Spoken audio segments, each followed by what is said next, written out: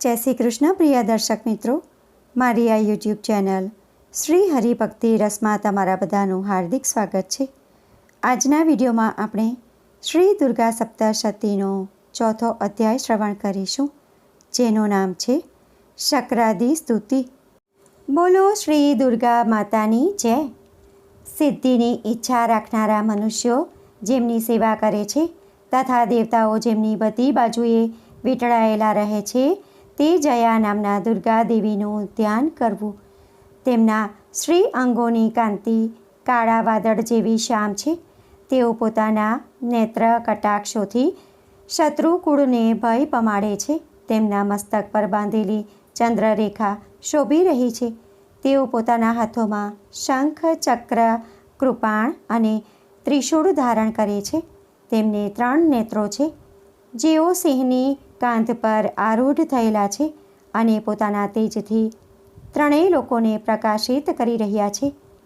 ઋષિ કહે છે, અત્યંત પરાક્રમી દુરાત્મા મહિષાસુર તથા તેની દૈત્ય સેના દેવીના હાથે હણાઈ ગયા પછી ઇન્દ્રદેવ વગેરે દેવતાઓ પ્રણામ કરવા માટે ગરદન તથા ખભા ઝુકાવીને તે ભગવતી દુર્ગાની ઉત્તમ વચનો વડે સ્તુતિ કરવા લાગ્યા. તે સમયે તેમના સુંદર અંગોમાં અત્યંત હર્ષને કારણે રોમાંચ થઈ આવ્યો હતો. દેવતા બોલ્યા, સમસ્ત દેવતાઓની શક્તિનો સમુદાય એ જ જેમનું સ્વરૂપ છે તથા જે દેવીએ પોતાની શક્તિથી સમસ્ત જગતને વ્યાપ્ત કરી રાખેલું છે, તેવા સમસ્ત દેવતાઓના તથા મહર્ષિઓના પૂજનીયા તે જગદંબાને અમે ભક્તિપૂર્વક નમસ્કાર કરીએ છીએ. તેઓ અમારું કલ્યાણ કરે. જેમના અનુપમ પ્રભાવ અને બળનું વર્ણન કરવાને ભગવાન શેષનાગ, ભગવાન બ્રહ્માજી તથા ભગવાન મહાદેવજી પણ સમર્થ નથી. તે ભગવતી ચંડિકા સમસ્ત જગતનું પાલન કરવાનું તેમજ અશુભ ભયનો નાશ કરવાનું વિચારે. જેઓ પુણ્યાત્માઓના ઘરોમાં પોતે જ દેવી લક્ષ્મી રૂપે, પાપીઓને ત્યાં દરિદ્રતા રૂપે, શુદ્ધ અંતઃકરણવાળા મનુષ્યોના હૃદયમાં બુદ્ધિ રૂપે, સત્પુરુષોમાં શ્રદ્ધા રૂપે તથા ઉમદા કુળમાં જન્મેલા મનુષ્યોમાં લજ્જા રૂપે નિવાસ કરે છે, તેવા તમને હે દેવી અમે નમસ્કાર કરીએ છીએ. હે ભગવતી દુર્ગા, તમે સમસ્ત વિશ્વનું પાલન કરો. હે દેવી, તમારા આ અચિંત્ય રૂપનું અસુરોનો નાશ કરનારા તમારા મહાન પરાક્રમનું અને સમસ્ત દેવતાઓ તથા દૈત્યો સમક્ષ યુદ્ધમાં પ્રગટ કરેલા તમારા અદ્ભુત ચરિત્રોનું વર્ણન અમે કેવી રીતે કરીએ? તમે સમસ્ત વિશ્વની ઉત્પત્તિમાં કારણ છો. તમારામાં સત્વગુણ, રજોગુણ અને તમોગુણ આ 3 ગુણો વિદ્યમાન છે, તો પણ દોષો સાથે તમારો સંસર્ગ જણાતો નથી. ભગવાન શ્રી વિષ્ણુ અને મહાદેવ ભગવાન વગેરે દેવતાઓ પણ તમારો પાર પામી શકતા નથી. તમે સૌના આશ્રય છો. આ સમસ્ત જગત તમારું અંશભૂત છે, કારણ કે તમે સૌની આદિભૂત અવ્યાકૃત પરા પ્રકૃતિ છો. હે દેવી, સમસ્ત યજ્ઞોમાં જેના ઉચ્ચારણથી બધા દેવતાઓ તૃપ્તિ લાભ કરે છે, તે સ્વાહા તમે જ છો. આ ઉપરાંત તમે પિતૃઓની પણ તૃપ્તિનું કારણ છો. તેથી સૌ તમને સ્વધા પણ કહે છે. હે દેવી, જેઓ મોક્ષ પ્રાપ્તિનું સાધન છે, અચિંત્ય મહાવ્રત સ્વરૂપા છે. સમસ્ત દોષોથી રહિત જીતેન્દ્રિય તત્વને જ સાર વસ્તુ માનનારા તથા મોક્ષની અભિલાષા રાખનારા મુનિઓ જેનો અભ્યાસ કરે છે, તે ભગવતી પરાવિદ્યા તમે જ છો. તમે શબ્દ સ્વરૂપા છો.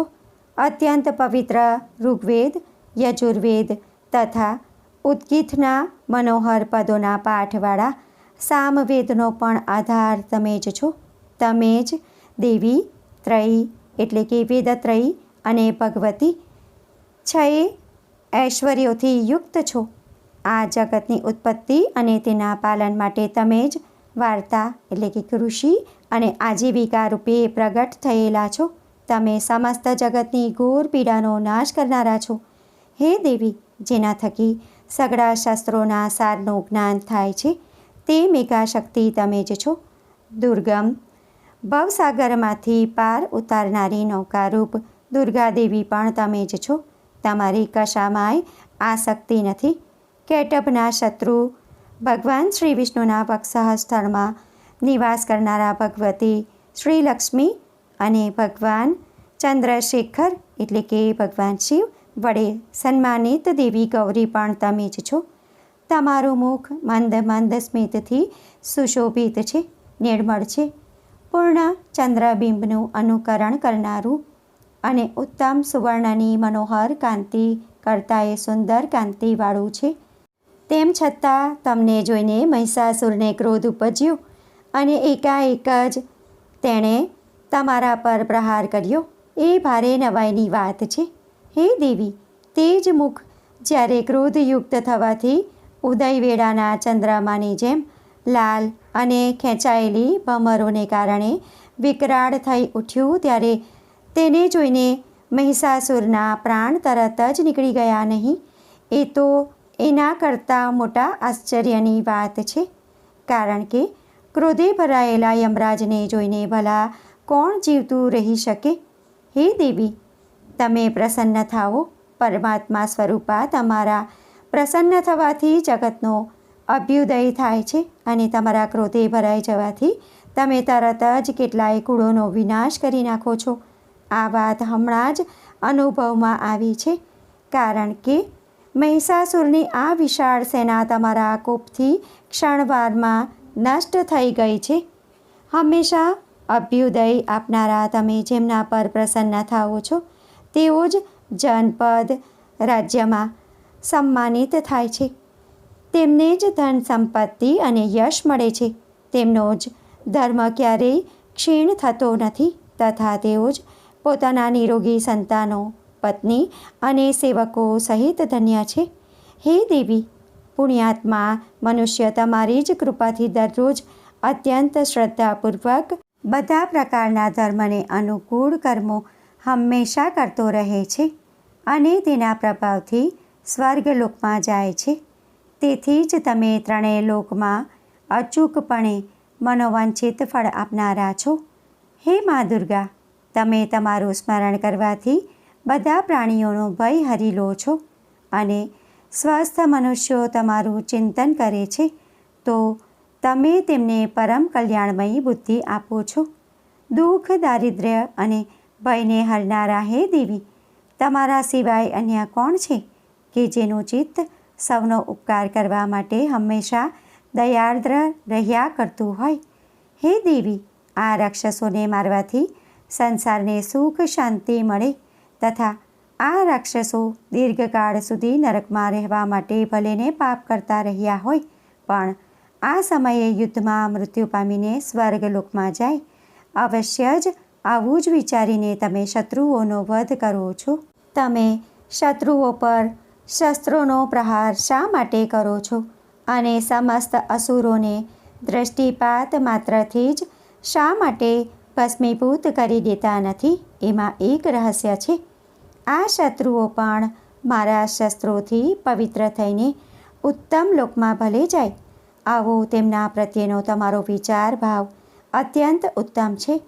તમારા ખડગની તેજો રાશિની ભયંકર પ્રભાથી તથા તમારા ત્રિશૂળના અગ્રભાગના સઘન તેજથી અંજાઈ જઈને અસુરોની આંખો ફૂટી ગઈ નહીં.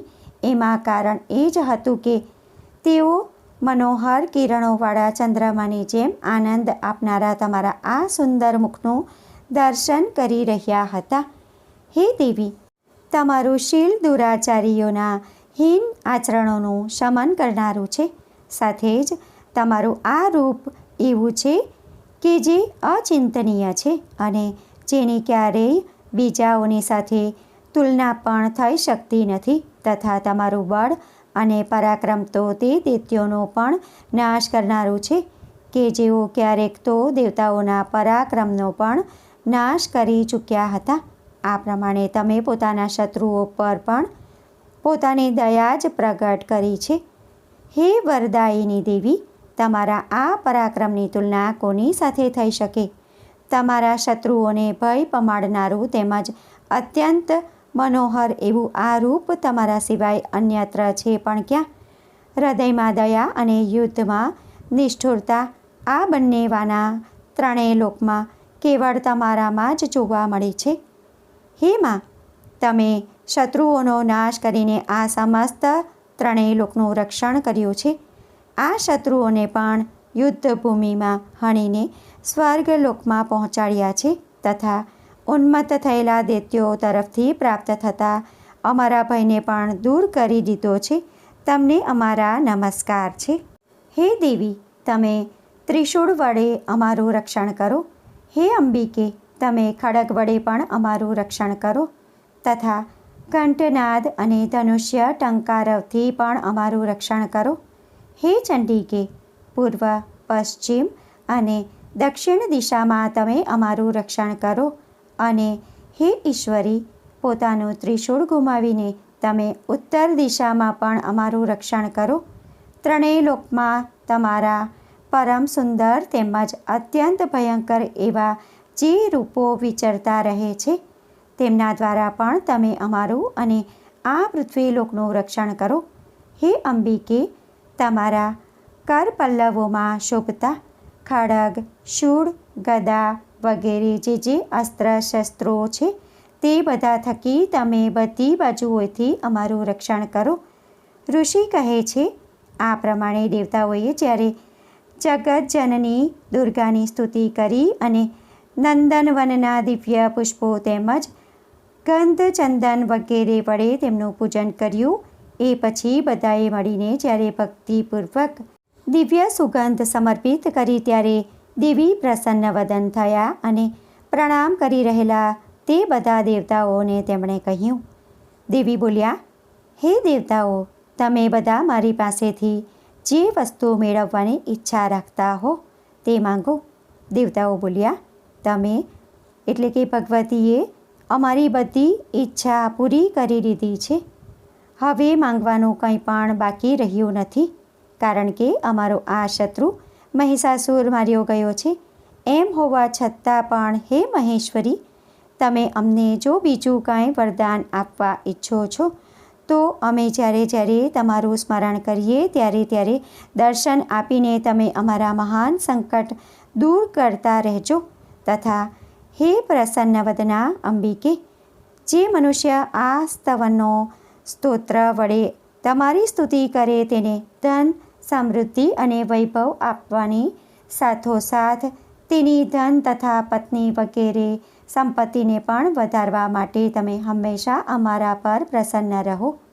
ઋષિ કહે છે, હે રાજન, દેવતાઓએ પોતાના તથા જગતના કલ્યાણ માટે જ્યારે દેવી ભદ્રકાળીને આ પ્રમાણે પ્રસન્ન કર્યા ત્યારે તેઓ તથાસ્તુ કહીને ત્યાં જ અંતર્ધ્યાન થઈ ગયા.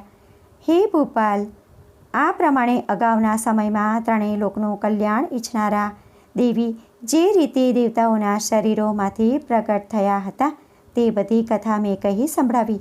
હવે દેવતાઓનો ઉપકાર કરનારા તે દેવી ફરીવાર દુષ્ટ દૈત્યો તથા શુંભ અને નિશુંભનો વધ કરવા માટે તેમજ બધા લોકોનું રક્ષણ કરવા માટે જે રીતે ગૌરી દેવીના શરીરમાંથી પ્રગટ થયા હતા તે બધો પ્રસંગ તમે મારા મુખેથી સાંભળો. હું તેનું યથાવત વર્ણન કરી તમને તે કહી સંભળાવું છું. શ્રી માર્કંડેય પુરાણમાં સાવર્ણિક મન્વંતર કથા અંતર્ગત દેવી મહાત્મ્યમાંનો શક્રાદિ સ્તુતિ નામનો 4થો અધ્યાય સમાપ્ત. બોલો શ્રી દુર્ગા માતાની જય. ભક્તો, આજના વિડીયોમાં આપણે શ્રી દુર્ગા સપ્તશતીનો 4થો અધ્યાય શ્રવણ કર્યો છે. આશા કરું છું કે આજનો વિડીયો તમને પસંદ પડ્યો હશે અને ઉપયોગી લાગ્યો હશે. વિડીયો પસંદ પડ્યો હોય અને ઉપયોગી લાગ્યો હોય તો વિડીયોને લાઈક કરી બીજા લોકો સુધી વિડીયોનો પ્રચાર કરજો, જેથી બીજા લોકો પણ શ્રવણ કરી શકે અને તે પુણ્યના પણ તમે ભાગીદાર થાવ. કોમેન્ટમાં જય શ્રી દુર્ગા માતા જરૂરથી લખજો. ફરી મળીશું એક નવા વિડીયો સાથે. ત્યાં સુધી બધા ભક્તોને મારા જય શ્રી કૃષ્ણ. જય શ્રી દુર્ગા માતા. વિડીયો જોવા માટે ધન્યવાદ.